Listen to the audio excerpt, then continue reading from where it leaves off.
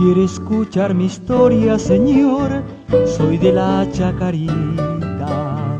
Con permiso del camalotal, con adobe alcé mi casita. No hay paisaje más bello, señor, que el de nuestra bahía. Ni el pincel del más bueno y más noble pintor pintó cosa más linda.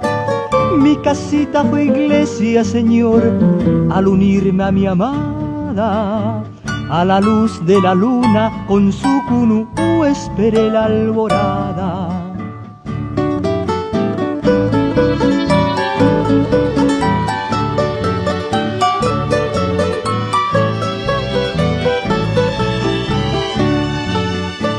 En el charco más grande, señor, hay música de ranas.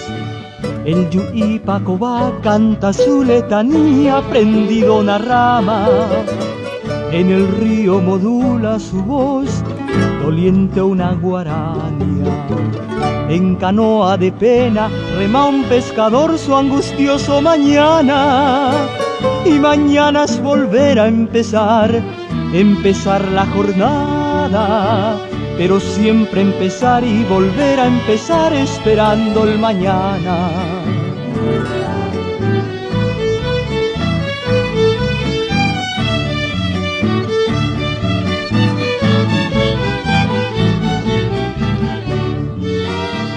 Pero toda esa estampa borró la lluvia del verano.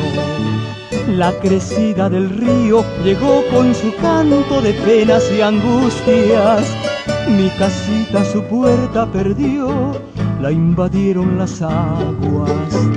En canoa de pena subí, emigré hacia la altura. Pero un día a mi hogar volveré, erguiré sus paredes. Aliado al trabajo, al sol, a la fe, crisol de mi esperanza. Pero un día a mi hogar volveré, erguiré sus paredes.